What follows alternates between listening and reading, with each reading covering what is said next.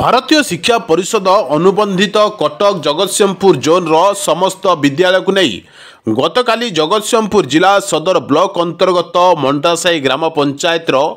गुंडीचाबाड़ी मधुसूदनपुर ठारे थिबा माँ सिद्धिदात्री दिव्य जीवन विद्यापीठ रे आंचलिक कमिटी बैठक अनुष्ठित हो जाइछि। आयोजित आंचलिक कमिटी बैठक रे मुख्य परिचालक भाव में सभापति श्रीजुक्त ईश्वर चंद्र नंदक सभापतित्व रे मुख्य अतिथि भाव में परिषदर ट्रस्टी तथा शिक्षक प्रशिक्षक श्रीजुक्त बाबाजी कुमार, सम्मानीय अतिथि भाव में विवेकानंद शिक्षा केन्द्र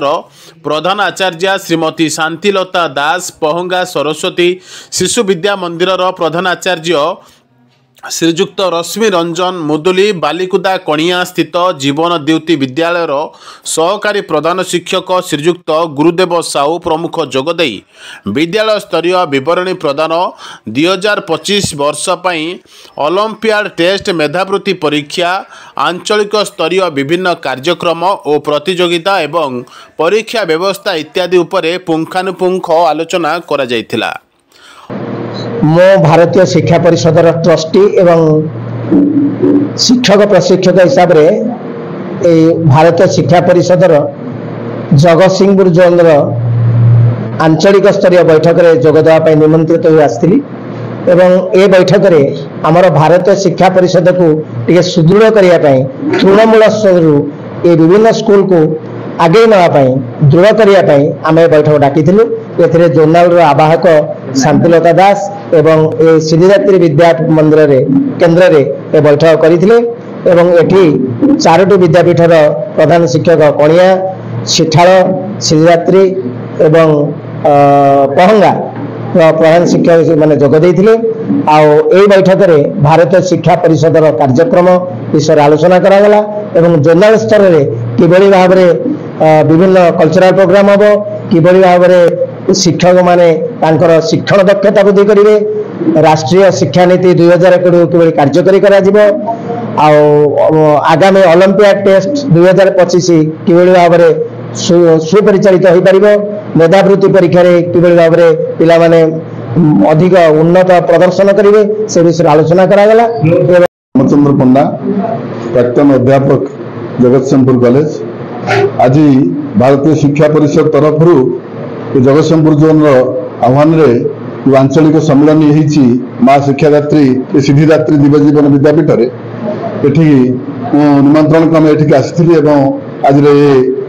उच्चकोटी आसर में निजक सामिल करी आमर परिषदर विभिन्न कर्मकर्ता जोगदे ये स्कूल प्रधान आचार्य विशिष्ट शिक्षाविद ईश्वर चंद्र नंद जोगदे आमको आहरी उत्साहित कर सुंदर भाव ये कार्यक्रम टी से परिचालना कर विशेष भाव ओडिशा रे किभली भाव एक आदर्श शिक्षा पद्धति प्रतिष्ठित हो पारिबो, आमे किभली भाव में आमर भविष्य वंशधर मानक सुंदर भाव में सुनागरिक रूप गढ़ी चलिबा एवं आमर अभिभावक भितर पिलामानक भितर उच्चकोटीर आदर्श भावना समन्वय हो पारिबो सेति विशेष भाव में आलोचना कलु एवं पिलामानकर जो सिलेबस ताधरे किभली भाव में आहरी सुंदर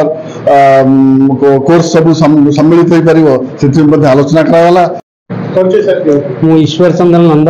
अवसरप्राप्त प्रधान शिक्षक ये माँ सिद्धिदात्री दिव्य जीवन विद्यापीठ मुख्य परिचालक भाव में 2012 मसीह पिला बर्तमान 216 अच्छा विभिन्न श्रेणी ये एक दिव्य जीवन सिद्धिदात्री माँ मंगला एवं दिव्य जीवन आधारित आम बहुत सारा स्कूल खोल शिशु मंदिर आरंभ कर विभिन्न प्रकार इंग्लिश मीडियम स्कूल किंतु सिद्धिदात्री जो दिव्य जीवन स्कूल रे कौन एमती रही जो पिला माने गार्डियन माने उत्साहित बेटी पाठ पढ़िया एटा मुख्य कथा रही आमे जो स्वामीजी द्वारा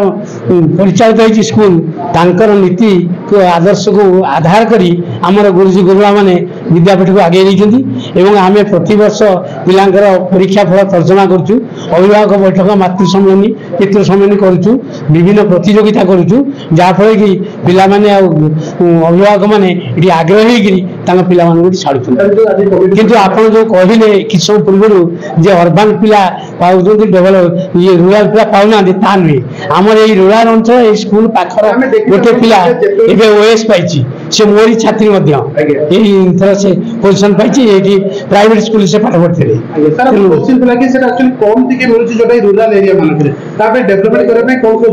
डेभलपमेंट हूँ मानसिकतार अभाव जो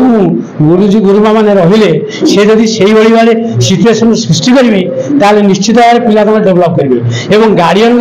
आवश्यकता रही से निजर आकांक्षा को पूर्ण करने से टीचर चॉइस करेंगे विद्यापीठ चॉइस माँ सिद्धिदात्री दिव्य जीवन विद्यापीठर प्रधान आचार्य श्रीमती ज्योतिर्मयी साहू संपादक श्रीजुक्त अक्षय कुमार मिश्र जोग देइथिबा बेले सहकारी शिक्षक श्रीजुक्त सुरेश चंद्र आचार्य अतिथि परिचय देवा सह शेष सभा सांग करथिले। जगतसिंहपुर जिला प्रतिनिधि संतोष कुमार साहू रिपोर्ट बाणीक्षेत्र लाइव।